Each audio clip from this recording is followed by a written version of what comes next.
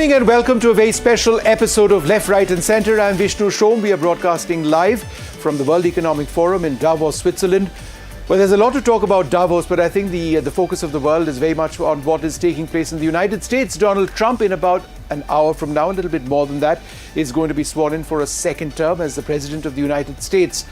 It's going to be certainly an interesting next couple of years, potentially controversial, but the entire world is watching out for what Trump's policy is going to be. We already have a broad idea of what some of the key areas are and what he's going to be focusing on.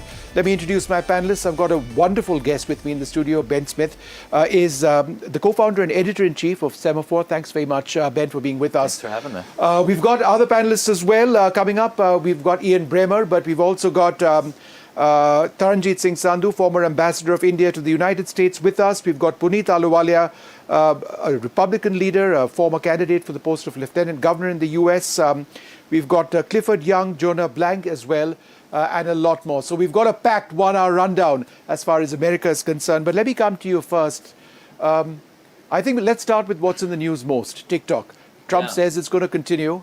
There are those who say that it has to continue for freedom of speech. There are others who say, the Democrats, that look, it impinges on American security. So how do you see this playing out? I mean, I think, American politicians of both parties believe it's a national security threat, but and passed a law that I think people did not quite pay that much attention to take it away, and now have realized that that is an incredibly unpopular thing to do, and politicians don't like doing unpopular things, and Trump decided that it would be more popular to save TikTok, and so he has saved it in some sense, taken credit for it, created a very nice situation for himself, where this app that millions of Americans love puts up a little thing that says, "Thank you, President Trump, for saving us," right? I mean, that's great messaging. It has put him in the strange position, though, where it has already been banned in the United States. That's law. Right. And they are now operating in a legal gray area. The Chinese government, I think, doesn't care that much one way or the other. If America wants to ban it and look insane, go ahead and do that from their perspective, create lots of domestic conflict. They could sell it to Elon. Yeah, if they want to do a deal with Elon, sure. But it's going to be in the context of a whole set of negotiations with China around much higher stakes issues of, technology exports, national security, trade. TikTok will be one negotiating point. And I think Trump is now sort of on the hook to save it in a way that gives the Chinese leverage. Right. We have, of course, banned TikTok, incidentally, in India quite a few years back. How is that? Well, a lot of people got angry. I wasn't really on TikTok, perhaps too old for that.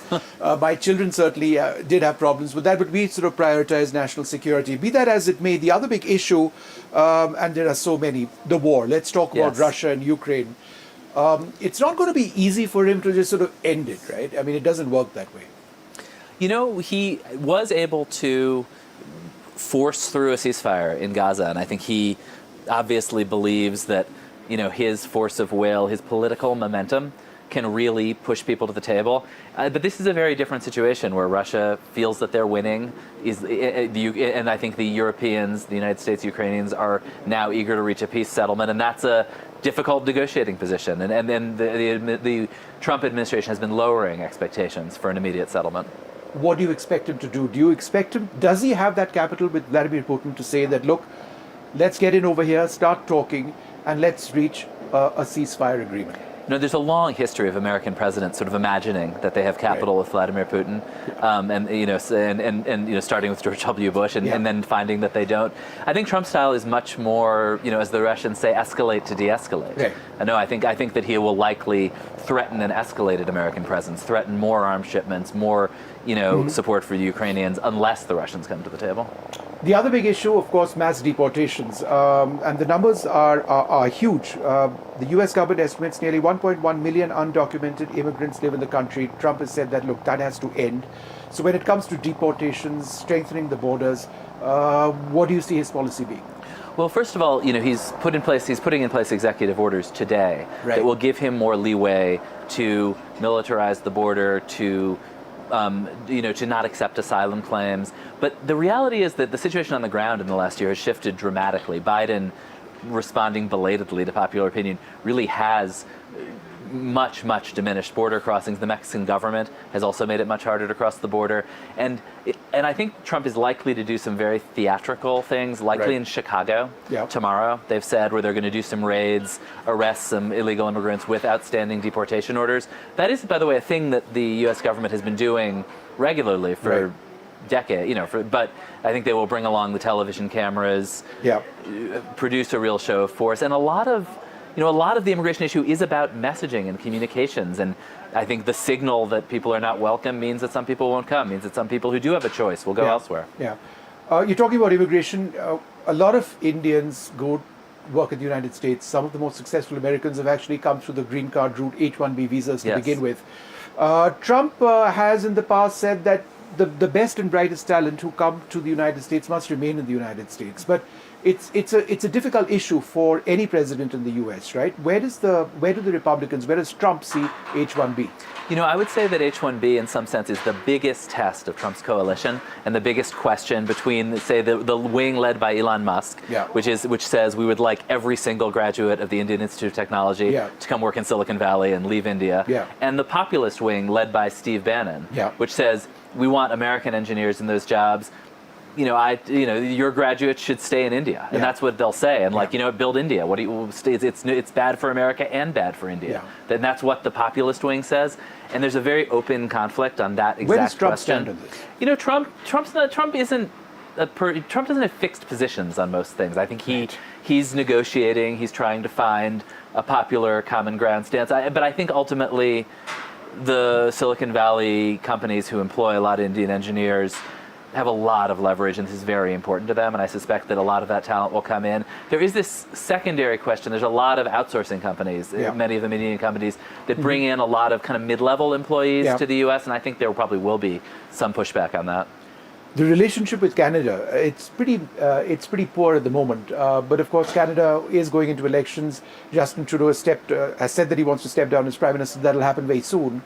Trump has made these fairly outlandish statements saying that he wants Canada to become a state of the United States. He also wants to get hold of Greenland. Why would he make these statements? Mostly entertainment value, honestly. But fairly randomly, right? Yes, and I think the big challenge for journalists who cover Donald Trump is which things is he saying because it's fun, which things will turn into policy. I think he often doesn't know which is which. You say things, you float, you see what happens, but he's a master above all at getting attention, and he's been doing that. All right. Shall we talk a little bit about tariffs? Because that's something that impacts people around the world. I was talking to some leading Indian industrialists today in the agriculture sector who said that, it is going to be a potential problem. But Trump is absolutely clear that there would need to be some sort of revision of tariff guidelines between countries, right? This is, I think, the biggest economic question, certainly for India. And for countries whose governments, I think, are quite friendly with Trump and welcome Trump in some ways. If he goes through with his plans, it'll be a huge disruption to the trade relationships. And there's two paths here, and it's unclear which way he's going to go. He's suggested on one hand that he obviously genuinely believes that tariffs are an important economic measure to strengthen the U.S. economy and wants to push them through on certain fronts. He's also suggested in some ways that they're really a negotiating tool, a first offer, and it seems like, he threatened tariffs against Mexico. Then the Mexican president says that they're going to help control the border, which they've already been doing for months, by the way, and isn't even really a concession. And maybe that means there won't be tariffs. And so with him, it's often hard to tell what's sort of a beginning negotiating position, what's a real piece of policy. And I think this huge question right now around tariffs. And speaking about India, I was alluding to India. The relationship, you think, would go from strength to strength, very close strategic partners. Now, we both have concerns with China. Trump, of course, is going to be pursuing a certain vision of his relationship of his foreign policy with China. We have a deeply contested Himalayan frontier. And we have very close military partners, now strategic partners with America. Is that going to remain? I think Trump has a strong relationship with Modi and sees these relationships in very personal terms. And so I think that certainly will strengthen the relationship. But I think India also wants to be able to some degree to play both sides all the time. And Trump will at times, I suspect, try to force a choice between the U.S. and China. We had a Howdy Modi moment in America and we had a Howdy Trump moment in Ahmedabad. I covered the Howdy Trump event in Ahmedabad in India, in Gujarat, which is Modi's state. That personal equation between the two leaders is very strong. Do you think that in a sense drives the relationship between India and America? I think from Trump's perspective, his approach to bilateral relationships is very much, when I pick up the phone, who do I call? That said, if he puts in place tariffs that cause massive disruption across the Indian economy and send lots of Indian professionals, cut off their tenure in the U.S., send them home angry, I think that will change the relationship. He said that he's going to pardon the January 6th rioters. He's called them political prisoners and hostages. Does that seem feasible? There is a legal system. I mean, he'd have to excuse part of our all legal of them. system is that the president can pardon people. And I think he will likely do that. Yeah. Very soon. Yes, this right. week.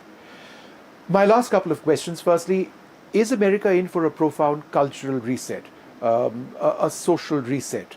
In so many ways. For example, he's spoken about the rights of transgender people. He's spoken about how he may not, or his government may not be willing to protect those rights in the same way as they are now.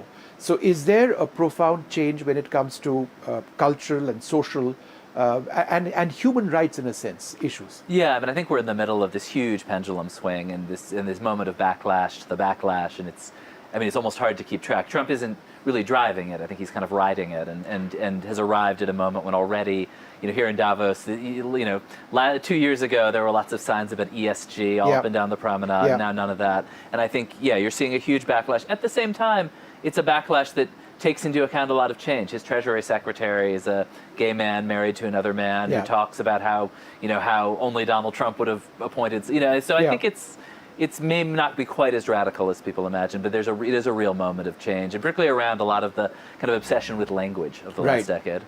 It's been wonderful speaking to you, Ben. I appreciate that. Thanks very much. Thanks for having me on.